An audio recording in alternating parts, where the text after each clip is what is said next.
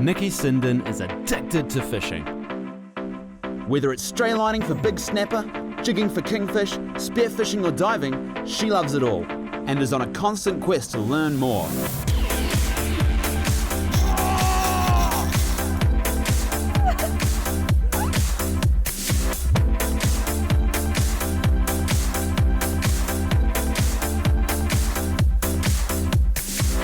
Join her each week as she road trips around the country, tracking down New Zealand's local fishing legends as they share their stories, tapping into their local knowledge and showcasing their tips, tricks and techniques.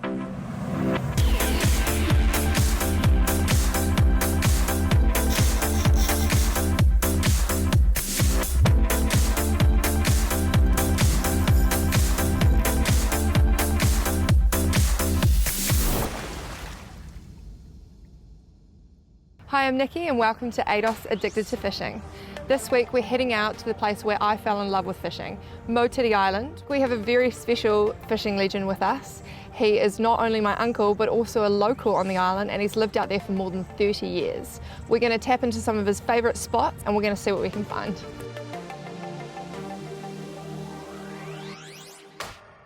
Motiti Island is situated in the Bay of Plenty. Extending along the east coast of New Zealand from Waihi to Whakatane, the Bay of Plenty is a popular fishing destination due to its proximity to game fishing meccas like Mere Island, White Island, and a bunch of other pinnacles known for their big fish. Often described as a fisherman's paradise, Motiti's pristine marine environment provides access to a variety of angling opportunities, targeting some of New Zealand's most sought-after table and game fish. A friend of mine, Kevin Treloar, said the best island around the world is probably Motiti Island, just off here, and he lived at Motiti. So we came out here and we looked at this and decided, hey, we can't afford not to buy it because this is what we want. My second life of being involved with Motiti has been a wonderful life.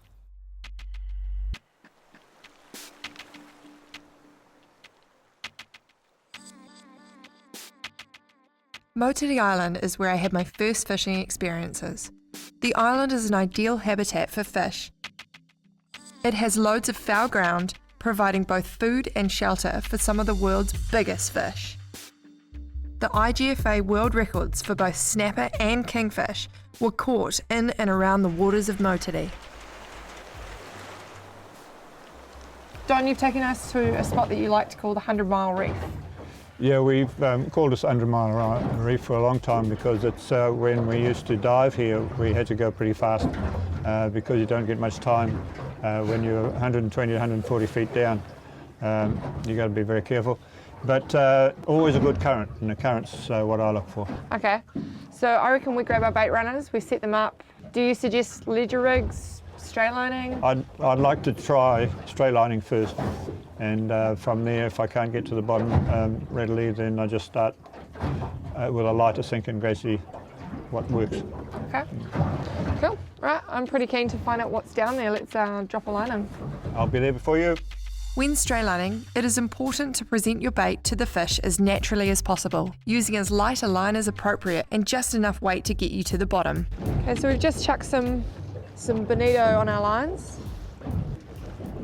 And we're sitting at about 26 to 30 metres, and we're just letting this drift all the way down to the bottom. I'm keeping my finger on the spool so that I can feel it as soon as it hits the bottom. Then wind it up a little bit. Then, fingers crossed, jackpot. The tide is running and the fish are on the bite. Feels like a snapper.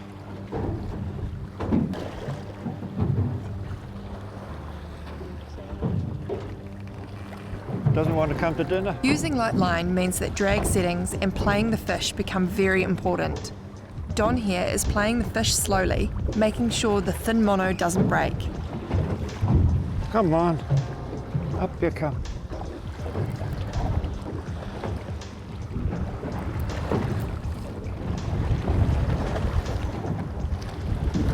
Won't be long, we're getting tired. Snapper are strong swimmers. They have broad bodies and thick muscular tails. When working in conjunction with the current, they can put up quite a fight. Here he is. Net, please. Yeah, I'll jump over and grab it.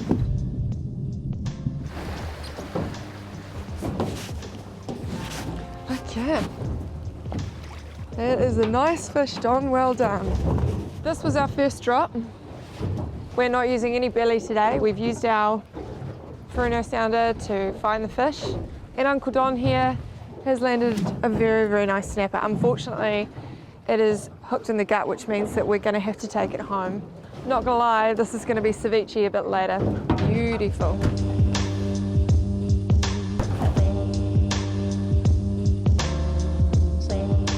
Just upgraded our sinker. We're finding it a little bit tricky to get it down to the bottom, so I'm gonna chuck this out. We're not sitting too deep, we're at about 30 meters, so with the current, we'll see how this one feels. Coming up, our patience starts to pay off as we hook into some more sweet, sweet snapper. There's nothing I love more than catching beautiful snapper.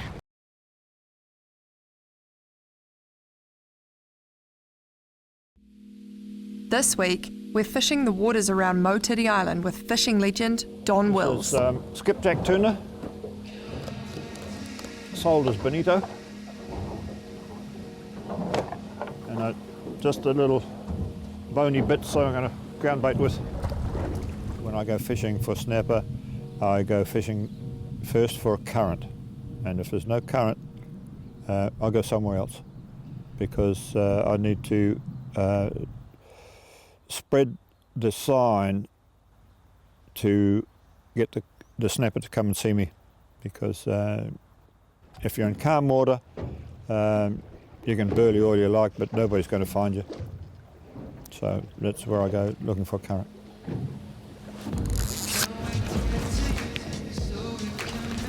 Okay, as soon as we get down to the bottom. I'm not doing all the work.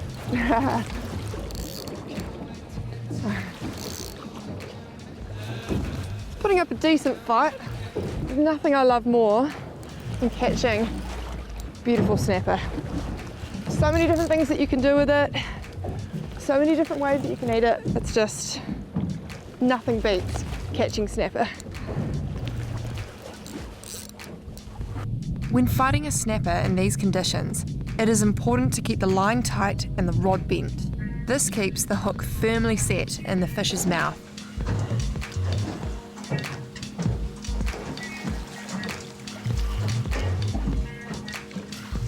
Beautiful Motiti snapper. So this is a beautiful example of snapper. We're so lucky. I mean, I can still see land. I mean, I could probably swim back to Motiti from here, and well, you know, it's breakfast time and we've already sorted out our dinner. So we've just gut hooked this fish, so I'm going to have to icky it so that we can get the hook back, and we're going to take this home and cherish it for dinner tonight. Now, when you want to icky a snapper, just above the eyeball here, there's a little bit of bone, and then you'll just feel a soft spot just there. So what you do is you just feel for that soft spot, and you go in on an angle with your knife down towards the eye, like this. You wiggle it round, look the other way for a minute, and then look back, and there we go. Don was an integral part of my early fishing life by teaching me how to catch blue mau right here in these very waters. I was introduced to the sea before I was introduced to school, and so the sea has been in my blood all my life. Something little. I used to go along to the stone wharf under the mount, and I used to fish there with my little cord line, no nylon in those days, with my little cord line, and catch little spotties and things, and I loved it. A little blue cod. Blue cod are sought after as a table fish for their beautiful white flesh, which is low in oil content and great to eat. Unfortunately, This one here is too small. There you go.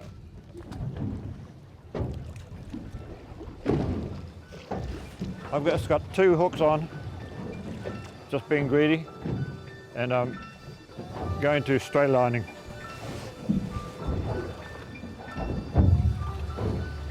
Don's hooked up already. Here at Motiti, you never have to wait long for a strike, and you never know what's going to come up from the deep.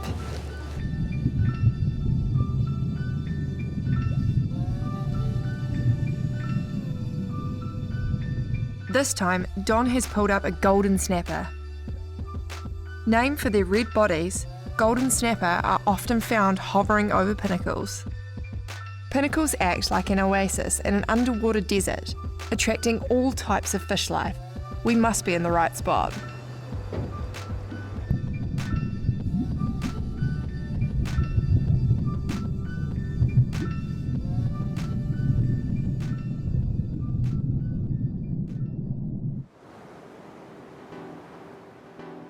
Finger on the spool, let it down, and then you can chuck it into what they call bait runner mode, which is what makes these so special. You just flick that switch down, and what that means is that when the fish comes along, you know, if they feel anything unnatural, they'll spit it out, they'll stop nibbling, they'll just leave it.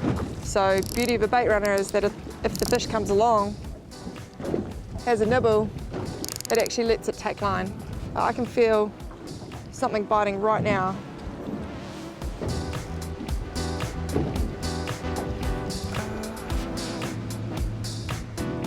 Not quite sure what we've got here. Could be anything. Here we go. Oh wow, nice big blue cod. Blue cod are highly territorial and live hard on the bottom. They are voracious and opportunistic feeders and will eat pretty much anything that comes their way. Even though blue cod are a prized table fish, this one's plump white flesh is destined for the hook later on as a juicy harpooker bait.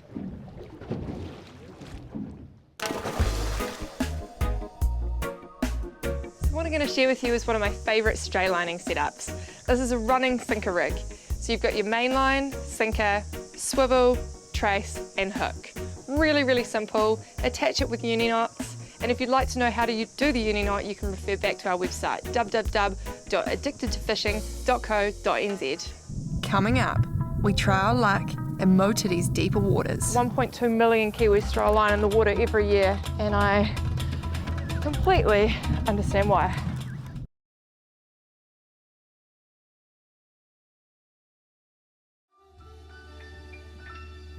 This week, we're fishing out of the pristine marine environment of Motiti Island with fishing legend and island local Don Wills. The morning that the Rena hit the reef, it broke my heart, I tell you. It's only a few days later that I was walking around the cliff here, and it was quite a choppy northerly coming in, and there's this terrible smell of oil and stuff, and the waves as they're coming in had this smear.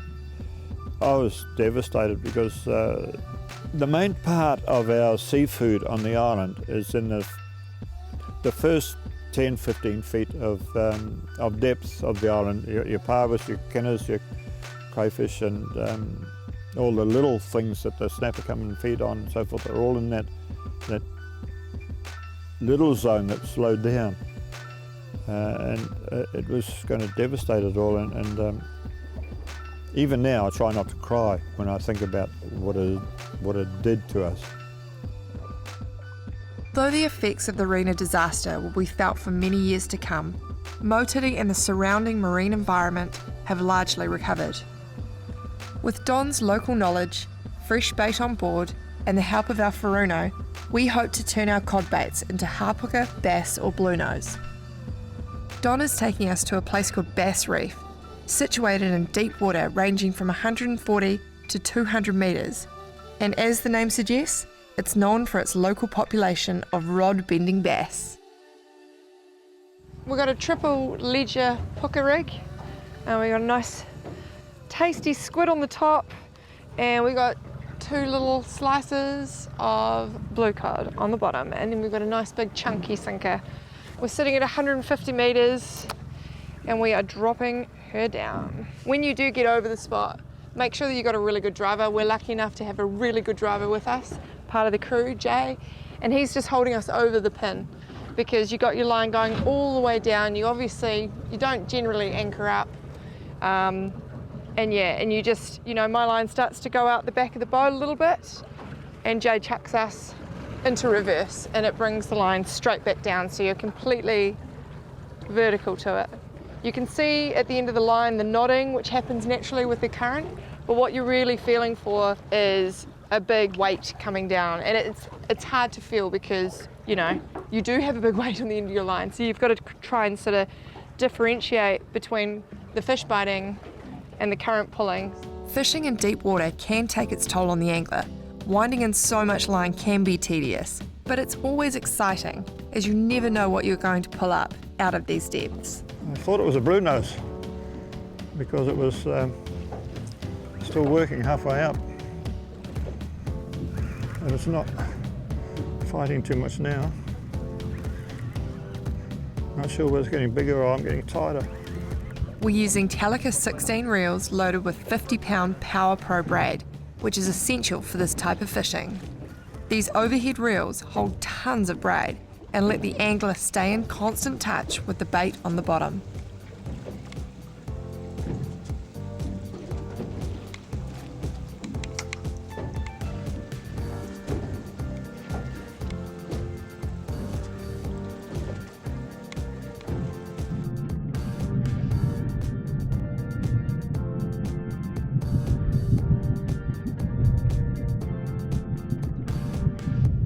That's something I've never caught before, I think.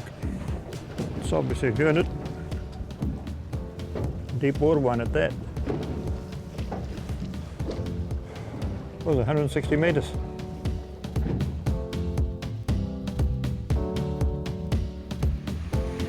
It's late afternoon, the tides are running again, and the fish are working up around us, and I'm next to hook up.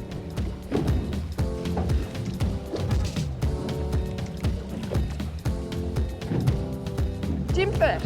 It's a gemfish! Yeah. Woohoo!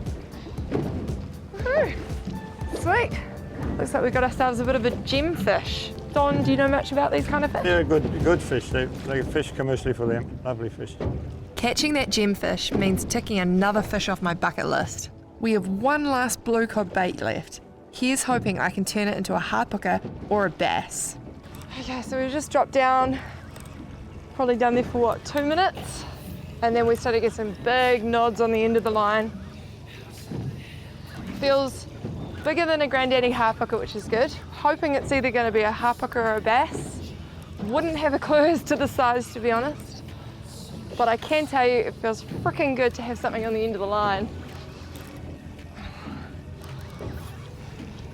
You put your line all the way down, 200 meters, and you think, please, please, please, please. And it's always so rewarding when you do feel a fish on the end of your line. Harpooker is one of the most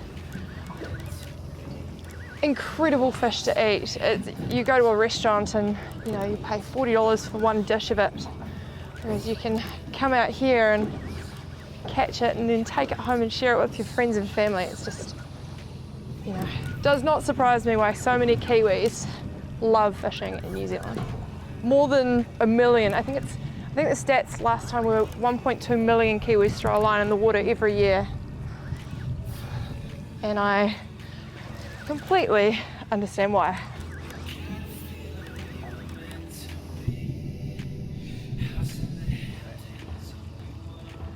So here we have a bass. These bass look very similar to harpooker, but the distinction is that they've got grey spots. When these fish come up, I don't know if you can see inside there, but their swim bladder actually inflates. So it's impossible for you to put these fish back, but that's okay because this tastes amazing. So we're gonna take it home, I'm gonna fillet it, and this is probably gonna be dinner tonight, maybe even breakfast tomorrow, who knows, but that's a nice little bass.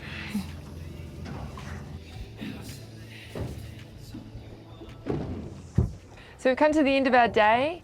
I personally would like to thank my #1 fishing legend in the whole entire world, Uncle Don, for coming out with us today. Have you had fun on the boat with us? A lot of fun, Nicky, and I've been watching you very carefully, and I'm proud of you. Oh, thanks, Uncle Don. Yeah, it's just such a pleasure to come out to Motiti Island and fish these waters. I've certainly ticked off a couple of fish that I've never caught today. I've learned a lot from you, and it's been heaps of fun. So yeah, I hope that you've enjoyed watching the show, and we'll see you again next week on ADOS Addicted to Fishing. We spent all this time and money catching these fish. We really want to make sure that we look after them before you take them home to chuck them on the barbie or throw them in the Bradley smoker. So today we're going to show you how to do a slurry. It's really simple and it's really, really effective for looking after your catch. All you need is a couple of bags of salt ice, a chili bin and some salt water.